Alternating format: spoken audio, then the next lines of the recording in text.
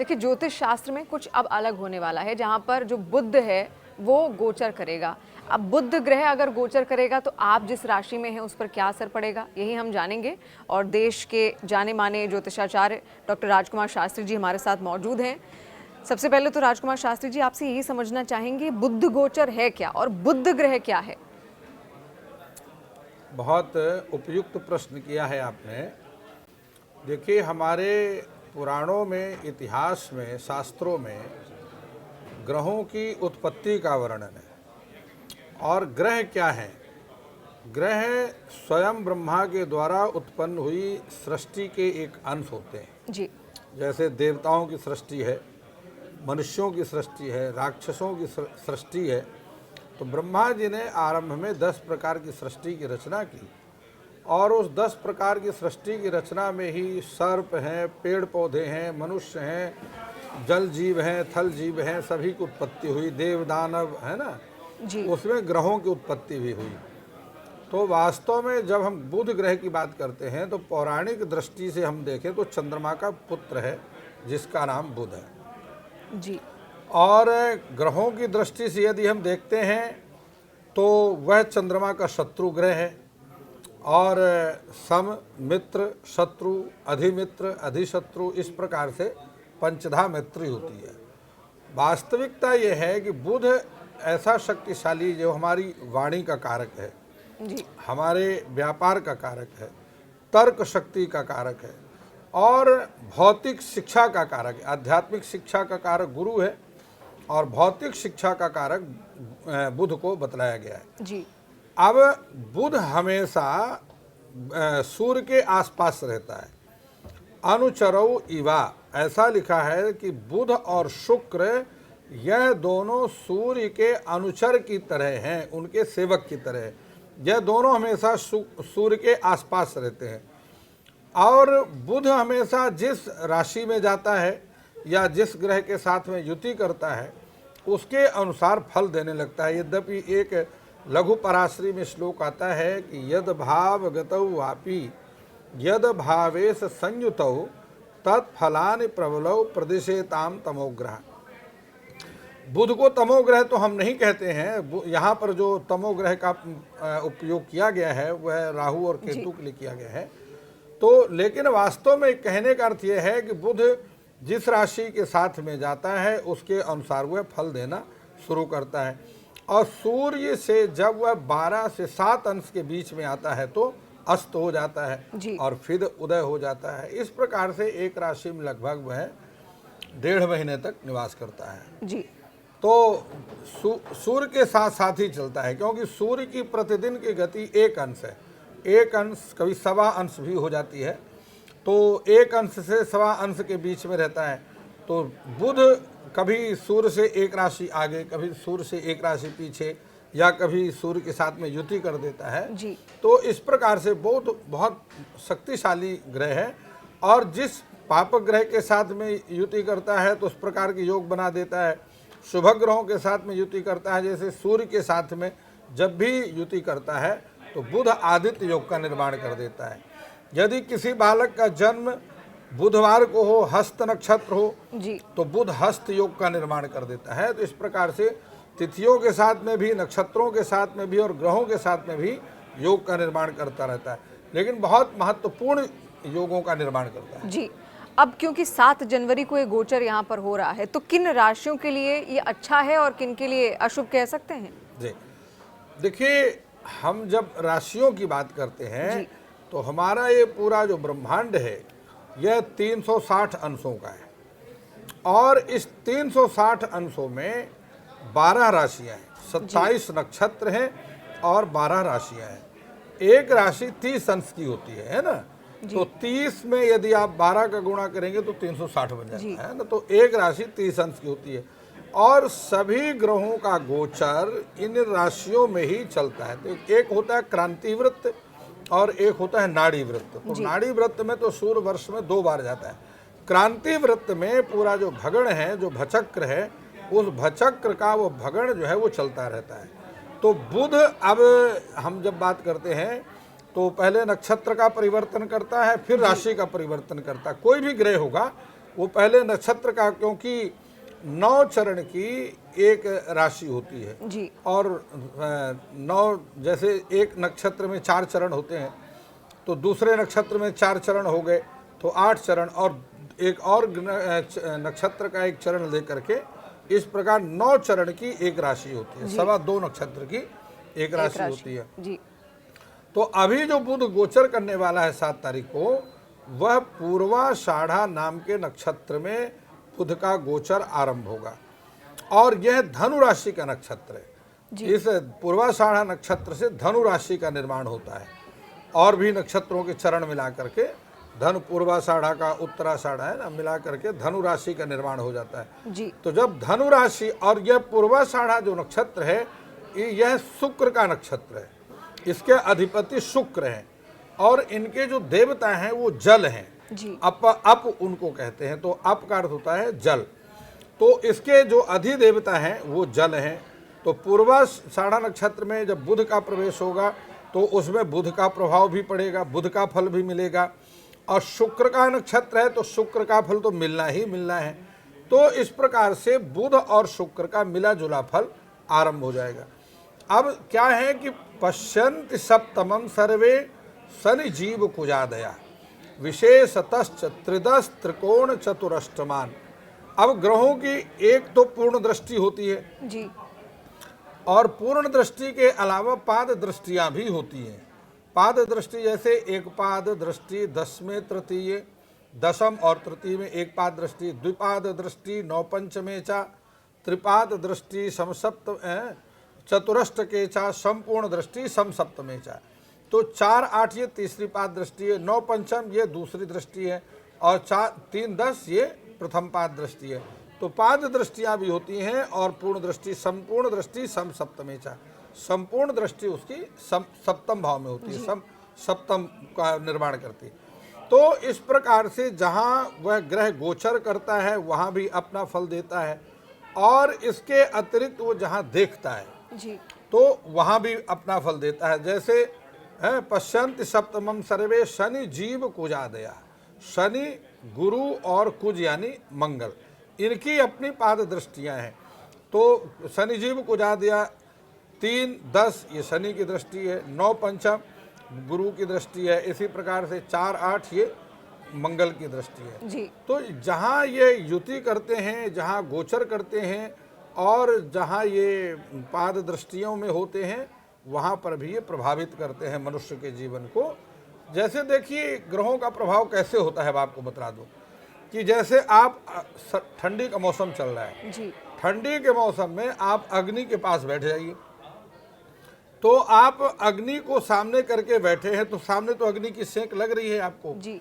तो सामने से तो ठंडक दूर हो रही है क्योंकि सामने अग्नि है, लेकिन पीठ पीछे की ठंडक भी नहीं जा रही है, खत्म हो जाती है जी। पीठ में भी ठंडक जो है, ठंड लगनी कम हो जाती है और सामने तो लग ही जाती है। तो इसी प्रकार से जो इनकी दृष्टियां हैं तो यह अग्नि की भांति करती हैं। एक चंदन होता है, आपको बताएं, चंदन आप अपने हाथ में ले लीजिए जी। चंदन की लकड़ी आप हाथ में लेंगे मुट्ठी में और उसकी जो सुगंध है वो मुट्ठी के पीछे आने शुरू हो जाती है। तो इस प्रकार से ये हमारी ग्रहों का जो खेल है सारा गतिमान है, इनकी गतियां हैं और युतियां हैं और उसके साथ दृष्टियां हैं। तो 12 राशियों को जब भी वह एक राशि से दूसरी राशि में गोचर करेगा वो 12 राशियों को प्रभावित करेगा, 27 नक्षत्रों को प्रभावित करेगा। मैंने आपको बतलाया था कि भूमेर पिंडा शशांका ज्ञा कवि रवि कुजे जार की नक्षत्र संज्ञा कि शनि की जो परिधि है जी। इस शनि की परिधि के ऊपर नक्षत्र मंडल जी। है ना, जहाँ पर ना कोई हवाई जहाज प्रवेश कर सकता है ना कोई वायुयान प्रवेश कर सकता है। वह नक्षत्र मंडल जो हम वहाँ प्रवरा नाम की जो वायु है वो बहुत तेज गति से प्रवाहित होती है और उसके ऊपर नक्षत्र मंडल में नक्षत्रों का जो है गोचर चलता है। अब एक और बात बताता हूँ, ग्रह भी गतिशील होते हैं और नक्षत्र भी गतिशील होते हैं, लेकिन सूर्य का की जो गति है प्रतिदिन सूर्योदय से पहले 4 मिनट पहले सभी नक्षत्र उदय होते हैं जी।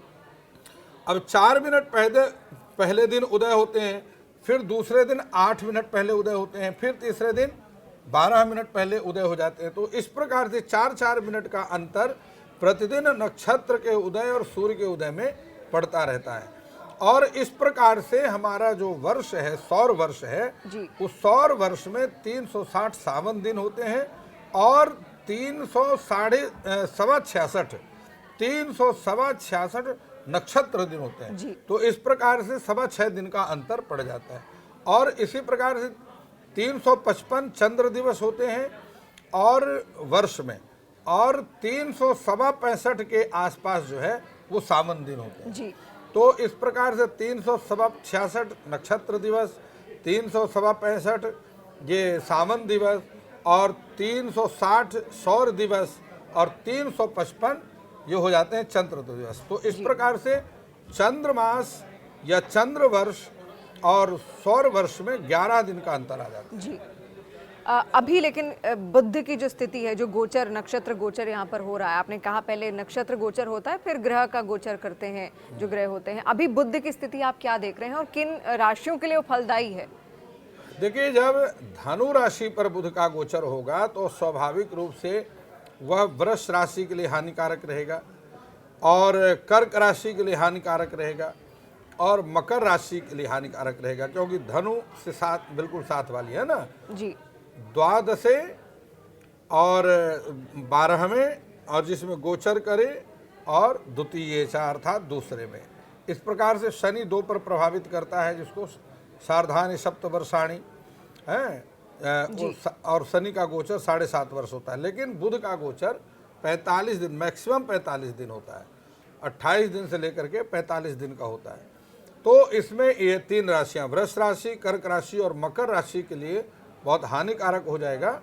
और इन जो तीनों राशियां हैं, इन तीनों राशि के जो जातक हैं, उन्हें किसी से विवाद नहीं करना चाहिए। और इन्हें क्या करना चाहिए, क्या नहीं करना चाहिए, मैं आपको बतलाता हूँ। चाहे वो कर्क राशि के जातक है, चाहे वृष राशि के जातक है, अथवा मकर राशि के जातक है, जलीय क्षेत्रों की यात्रा इन्हें नहीं करना चाहिए। यानी समुद्र के पास, समुद्र के किनारे के पास, अथवा समुद्र को पार करने की जो यात्रा है जी, है ना, क्योंकि वायुयान इत्यादि घटनाओं के, रेल घटनाओं का योग, मतलब ये जो 45 दिन है इन्हें टालना चाहिए अपनी यात्राओं को, चाहे वो रेल यात्रा है, चाहे वो वायुयान यात्रा है, अथवा चाहे अपने वाहन से भी यदि आप यात्रा कर रहे हैं, लेकिन जलीय क्षेत्र में आप जा रहे हैं, यानी दुर्घटनाएं हो सकती, दुर्घटनाओं की संभावना पूरी तरह से बन जाती है। क्योंकि मार्ग ही साथ संबंधात निहंता, अगर वह मार्केश के साथ में संबंध भी बनाता है तो भी उस प्रकार की दुर्घटना का योग बना देता है। तो इन्हें नहीं करना चाहिए। किसी प्रकार से बड़ी मीटिंग यदि आप करना चाह रहे हैं, और पहले तो प्रयास करें, बड़े इन्वेस्टमेंट यदि आप करना चाह रहे हैं तो उसको टाल दीजिए। यदि आपको लगता है कि टालने से नुकसान हो सकता है तो बहुत सोच समझ करके उस पर आपको विचार करना चाहिए और निर्णय लेना चाहिए, अथवा किसी बुद्धिजीवी के साथ में उस पर विचार मंथन कर लेना चाहिए। किसी बड़े पेपर पर आपको प्रॉपर्टी इत्यादि पर सिग्नेचर करने से आपको परहेज करना चाहिए। यदि आप विद्यार्थी हैं तो आपको बहुत अधिक पढ़ने की आवश्यकता है, आपको पढ़ाई में मन नहीं लगे, क्या होगा, उद्विग्न चित्त परिखेदित वित्तनाशम क्लेश प्रवास गद पीड़ महाभिघातम संक्षोभिता स्वजन बंधु वियोग में थी। इन 3 राशियों में कर्क, वृष और मकर राशि से यदि आप संबंधित रखते हैं तो किसी स्वजन बंधु वियोग में थी, अपने ही किसी खास बंधु, भाई बंधु के वियोग का समाचार भी आ सकता है ना, कोई बड़ी दुर्घटना घट सकती है, तो बहुत उनका ध्यान रखने की आवश्यकता है। उद्विग्न चित्त परिखेदित वित्तनाशम, किसी बड़े धन का नुकसान हो सकता है। और मन, इन तीनों राशि के जो जातक है उनका मन अशांत रहेगा, उद्विग्न चित्त रहेगा। और परिखेदित क्लेश प्रवास, बहुत बड़े विवाद से आपको बचना चाहिए। यदि आप ऑफिस में काम करते हैं तो वहाँ की जो राजनीति है, ऑफिस में भी राजनीति बहुत होती है, वो नुकसान पहुंचा, हाँ, पार्लियामेंट से ज़्यादा ऑफिस में राजनीति होती है, तो वहाँ से आप उस राजनीति का शिकार नहीं बनना है। उद्विग्न चित्त परिखेदित वित्तनाशम क्लेश प्रवास गद पीड़ महाभिघातम संक्षोभिता, यदि आप ऊंचाई में कोई यात्रा करना जा रहे हैं, सैर करने के लिए या इस प्रकार से घूमने के लिए यदि आप अपना फैमिली प्लान कर रहे हैं, तो वह भी आपको ऊंचाई वाले स्थानों पर, पहाड़ी एरिया में यात्रा से आपको बचना चाहिए, वहाँ नहीं जाना चाहिए। तो इस प्रकार से बहुत सारी सावधानियां हैं जो आपको रखना चाहिए, क्योंकि वाणी वाणी रसवती से सफलम तस्य जीवनम, वाणी का बहुत सोच विचार करके हो कि बुद्ध वाणी का भी प्रयोग करता है, व्यापार का भी कारक है, और जो है तो ये सारी चीजें हैं जो कि बहुत सावधानी रखने की आवश्यकता रहेगी वृष राशि, कर्क राशि और मकर राशि के जातक को। शेष जो राशियां हैं, क्योंकि 9 राशियां इसके अतिरिक्त हैं, जैसे धनु राशि के जातक है, धनु राशि के लिए बहुत फायदा करेगा। कहते हैं किसी को दाल स्वादी, किसी को वादी जी, है ना, तो इनके लिए कुछ राशियों के लिए हानिकारक है, जैसे वृष, कर्क और मकर के लिए। इसके अतिरिक्त जो धनु राशि, अब धनु राशि में ही गोचर करेगा, तो यह वो ग्रह जहाँ गोचर करता है वहाँ फायदा करता है। तो धनु राशि के जो जातक हैं उनको धन आय के साधन बनेंगे। यदि आप कुछ समय से बेरोजगार हैं, नौकरी नहीं है, तो नौकरी के साधन बनेंगे। और कहीं आपका कोई ऐसा भाई बंधु या कोई पुराना मित्र है जो बहुत दिनों से आपसे मिलने का प्रयास कर रहा है, योग नहीं बन पा रहा, उसके मिलने का योग बनेगा। और यदि आपकी कोई बहुत बड़ी डील रुकी हुई है, जो कि बहुत आपके जिस पर आपका करियर पूरा टिका हुआ है, वह डील संभावना बन सकती है, उसमें सफलता। कोई सरकारी स्थानों में, सरकारी ऑफिस में कोई आपका कागज, क्योंकि वाणी का कारक है तो बुध, तो यदि आपकी कोई फाइल रुकी है वो क्लियर हो सकती है। तो इस प्रकार से चूंकि बुध जो है चंद्रमा के साथ में संबंध रखता है, यदि आपकी माता का स्वास्थ्य कुछ दिनों से ठीक नहीं था, उसमें एकदम सुधार होना शुरू हो जाएगा। कफ वात पित्त, कफ वात या पित्त 3 प्रकार के रोग होते हैं, तो कफ से संबंधित या वात से संबंधित या पित्त से संबंधित। आयुर्वेद में ये 3 प्रकार के, तो ये तीनों ही प्रकार के रोगों में सुधार लाना शुरू कर देगा। कुल मिलाकर जो मैंने अभी समझा, आपने जो बताया, बुद्ध क्योंकि वाणी का भी प्रतीक है, निर्णय लेने की क्षमता का भी प्रतीक है, इसके अलावा वाद का भी प्रतीक है, एकदम ठीक। तो क्या इन पर भी प्रभाव पड़ सकता है? वाणी थोड़ी सी कटु हो सकती है उस दौरान, जैसे वृषभ राशि और 3 अन्य राशियों के लिए आपने बताया। हाँ, देखिए, सावधान रहने की जरूरत है वाणी बोलते वक्त। हाँ, मैंने आपको बताया कि ऐसा कोई शब्द ना बोलें कि आपकी वाणी के कारण। देखिए, यदि कर्क, वृष और मकर राशि के आप जातक हैं जी, तो आपके 2 बातों से नुकसान हो सकता है। एक तो वाणी का प्रयोग बहुत सावधानी पूर्वक करें और अपने क्रोध पर नियंत्रण रखें। या तो क्रोध के कारण आपको नुकसान होगा, अथवा आपके मुख से ऐसा कोई शब्द निकल जाएगा जो कि आपको मित्र को भी विरोधी बना देगा। तो इसलिए आपको ये दोनों बातों को ध्यान रखना है, वाणी का ध्यान रखना है और अपने क्रोध पर नियंत्रण रखना है। ये तीनों राशि के जो जातक हैं, और कहीं भी आप सिग्नेचर करना चाहते हैं, बहुत सोच विचार लीजिए। और सहसा अवधीत ना क्रियाम अविवेकः परमापदाम पदम, जल्दबाजी में कोई कार्य ना करें, ना समझी कोई आपकी बड़ी समस्या का कारण बन सकता है जी। तो ये सारी बातों को आपको ध्यान रखना है। शास्त्री जी, प्रभाव कब तक रहेगा? 7 जनवरी से तो शुरुआत हो रही है, नक्षत्र गोचर हो रहा है बुध का, तो प्रभाव कब तक रहेगा? स्वाभाविक रूप से जिस प्रकार मैंने आपको पहले बताया कि बुध का जो गोचर है वो 28 दिन से 45 दिन तक होता है, यानी 1.5 महीने के आसपास। हाँ, मिनिमम जो है 1.5 महीने तक आपको सावधान रहने की आवश्यकता है। उसके बाद वह जो है राशि परिवर्तन कर जाएगा जी, और मकर राशि में प्रवेश कर जाएगा। वैसे तो मकर राशि में 18 जनवरी को, 17 जनवरी को ही प्रवेश कर जाएगा, लेकिन चूंकि हम बात कर रहे हैं नक्षत्र परिवर्तन का, तो इसलिए कुछ दिनों तक, राशि परिवर्तन के बाद भी कुछ दिनों तक उसमें उसका प्रभाव रहता है। तो इसलिए अच्छा यही है कि 1.5 महीने तक सावधान रहना चाहिए। इन 3 राशियों के लिए कोई उपाय भी है? देखिए, उपाय जो है वह हमारे ज्योतिष में, जो ज्योतिष के 3 भाग हैं, सिद्धांत, संहिता और होरा जी। तो जो सिद्धांत है वो गणित भाग है जी, उसी में ग्रहों की गति और गोचर, राशि परिवर्तन इत्यादि का उल्लेख होता है। और संहिता है जिसमें हम फलादेश करते हैं कि उसका फल क्या होगा। और होरा का मतलब होता है मुहूर्त आदि पर 1 घंटे की 1 होरा होती है, तो इस प्रकार से 24 घंटे में 24 होरा होती है। लेकिन अब ये देखिए, उपाय का जो वर्णन है वह पौराणिक मैटर है, पुराणों में ग्रहों के उपाय लिखे हुए हैं। अब जैसे बुध जो है, बुध के लिए उपाय है कि आप गणेश अथर्वशीर्ष का पाठ करें। गणेश अथर्वशीर्ष का प्रणम्य शीर्षा देवम गौरी पुत्र विनायकम, यहाँ से आरंभ करें, है ना, और जा करके पूरे गणेश अथर्वशीर्ष का करीब 10 मिनट का पाठ है, वह करना चाहिए। और जो ऑफिस में शिक्षा से संबंधित लोग हैं जी, उन्हें तो प्रतिदिन ही गणेश अथर्वशीर्ष का पाठ करना चाहिए, क्योंकि भगवान गणपति का प्रतिनिधित्व जो है वो इनके साथ में होता है, बुध के साथ में जी। और हरी वस्तुओं का दान करने का विधान है, क्योंकि बुध का हर। और यदि आप ऐसे तोता हैं, यदि आप देखते हैं कि कोई तोता को पिंजरे में बंद करके जा रहा है, 1 2 4 ऐसे तोता उसके पिंजरे में बंद हैं, आप उसको पैसे दे करके उस तोता को फ्री करा दीजिए, छुड़वा दीजिए।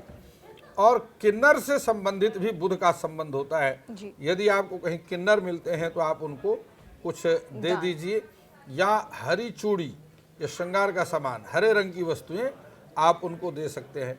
और 10 वर्ष से छोटी कन्या, 8 वर्षा भवेत कन्या 9 वर्षा तो रोहिणी, 9 वर्ष तक की कन्याओं को आप हरी चूड़ियाँ दे दीजिए, हरे खिलौने दे दीजिए बांटने के लिए, क्योंकि बुध जो है वो राजकुमार है। जी।